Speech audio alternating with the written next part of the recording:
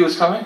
I did, and the friend was? It was David Bowie, and a little bit of the backstory would be that Maria and David were collaborating on a piece called Sue, or In the Season of Crime, and I was having some discussions with Maria about aspects of that, and I think David had floated the idea of doing a second song with her, but she was preparing for her record, The Thompson Fields, so she said, hey, let me play something for you, and she played Casting for Gravity, and she suggested that he do something, with me and my group, and I think she suggested it multiple times before they came to hear us. Uh-huh. So I knew that they were coming down. I tried not to think about it. I saw them out of the corner of my eye. Oh boy! And just tried not to think about it. Just tried to think about music, And so then, what happened? Did he like what he heard? I guess I wasn't sure at first, and I didn't speak to them after the concert. Oh, really? They left. So it was about a week later that we had the first workshop rehearsal for Maria and David's collaboration, and that's where I met him for the first time. And he was very, very complimentary about the gig. And then, something that was, in the middle of the rehearsal we were talking, and he asked me for my email address, my phone number, which I thought I should never forget this moment. David Bowie's asking me for my information. So later that night, or it might have been the next day, I got an email from him. Wow. And it was with an MP3 of a song called "'Tis a Pity She Was a Whore," and that's where it started. Wow. Yeah. And then so, obviously, you responded to his MP3, and you guys. Yeah. So discuss a little bit the collaboration, because you guys did a huge collaboration.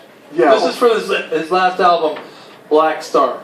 Well, the thing I would say is that after I got the first email, and something that was really wonderful about David was he was such a intelligent and interesting person, and he would write these emails that weren't long, they weren't overly verbose, but they were really, really funny and really witty.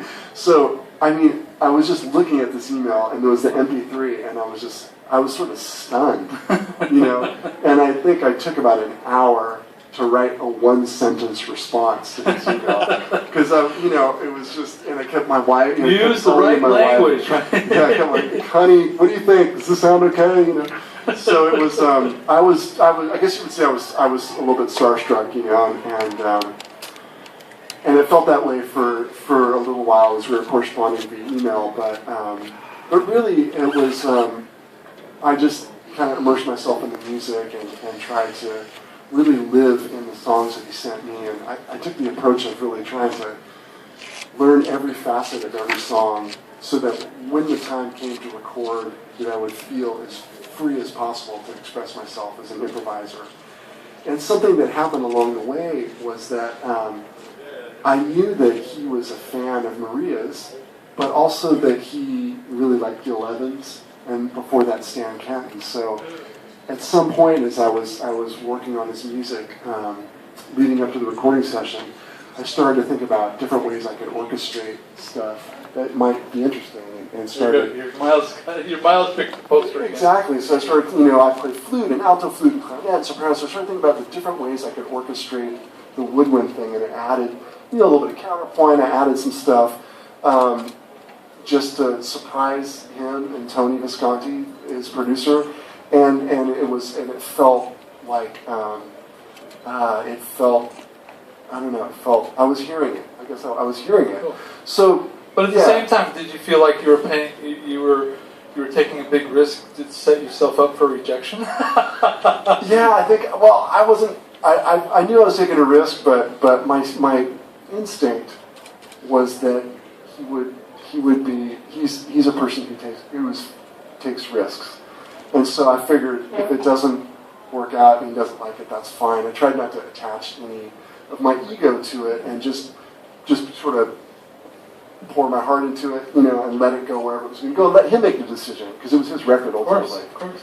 And I think that was one of the things that was so stunning when I heard the record after, we recorded it for a few months, a week each month, and then there was about 4 or 5 months where I didn't hear anything, and then I didn't hear it, and then I went to his place and I heard the record in its entirety. And it was stunning to me to hear that it felt like they included everything. Wow. It wasn't everything. It was just like, wow, that's what we did. That's what we played. That sounds like us playing. That's what I remember in the studio. Wow. Man, you must have been so proud. I guess. I mean, I was so thank you. I mean, it was really emotional, I was crying. So it was because it sounded so great. And I think also because he was so happy. Yeah. Did you know he was as ill as he was? Well, I knew that he had this health thing, and I you don't have to go into much detail on this. Yeah. I'm more kind of curious. Did he have the full energy in the recording? Yeah, I mean, and that's the thing that's the thing that's remarkable, Dan, is that it never affected him in the studio. Wow. I mean, he was just, he was so in the music at every moment. And like somebody who didn't have to prepare a lot. It's not like the vocal mic would be set up and he would do 15 minutes of la la la la la la la la la la la la la la la la la la. There was none of that. It was like he just went out there and started singing with us, and then he would add a vocal harmony and another harmony, and then he was, it was all very spontaneous and really impressive. It's amazing to see the artistic adrenaline or something like that. And what an artist. Dialing way back, what kind of experience did you have with Bowie back in the day? My first Bowie album was Ziggy Stardust. Nice. And it blew me away. Nice. And I was into acoustic music. I got that album. I don't know why. I think because I heard the song Suffragette City on the radio, and I thought, wow, that's a real rocker. And so I bought it, and I got it, and I looked at it, and I went, what is this? And to this day, it's one of my favorite all-time albums. But anyway, tell me your history.